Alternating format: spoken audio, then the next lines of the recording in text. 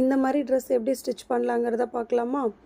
இல்லை யோக் பார்ட்டில் வந்து பிரின்சஸ் கட் பேட்டர்ன் போட்டிருக்கேன். ஓகேங்களா? ஸோ மெயின் ஃபேப்ரிக்கும் லைனிங்கும் சேர்த்து நெக்லைன் கட் பண்ணிக்கோங்க. மெயின் ஃபேப்ரிக்கோட ரைட் சைடு மேலே லைனிங் வச்சுக்கோங்க. ஓகேங்களா? லைனிங் வச்சு நெக்லைன் சுற்றிக்கு 1/4 இன்ச் டிஸ்டன்ஸில் ஸ்டிச் பண்ணிட்டுவாங்க. ஸ்டிச் பண்ணதுக்கப்புறமா அந்த கர்வ் லைனில் நாச்சஸ் போட்டுக்கோங்க. நாச்சஸ் போட்டு இப்படி ஸ்ட்ரைட் பண்ணும்போது ஸ்ட்ரைட்டாக வந்தால் தான் நம்மளோட கர்வ் லைன் நெக் அழகாக வரும். ஓகேங்களா? ஸோ லைனிங்கை மட்டும் டர்ன் பண்ணி லைனிங் மேலே ஸ்டிச் பண்ணிட்டு லைனிங்கை ராங் சைடு டர்ன் பண்ணிட்டா நமக்கு நெக்லைன் ஃபினிஷ் ஆகிடும். ஓகேங்களா? இப்போ அடுத்து வந்துட்டு நம்மளோட மெயின் ஃபேப்ரிக்கும் லைனிங்கும் சுற்றிக்கும் நம்ம ஸ்டிச் போட்டுக்கலாம். இந்த இந்த யோக் பார்ட்டில் நீங்கள் நோட் பண்ண வேண்டியது என்னென்னா, ப்ளவுஸ் மெஷர்மெண்ட்டோட லென்த்து 1 இன்ச் எக்ஸஸாக எடுத்துக்கோங்க. ஓகேங்களா? ஸோ எக்ஸஸ் கட் பண்ணதுக்கப்புறமா இதையும் நம்ம ஜாயின் பண்ணிக்கலாம். இதை ஜாயின் பண்ணதுக்கப்புறமா நமக்கு வந்து யோக் பார்ட் ரெடி ஆகிடும்.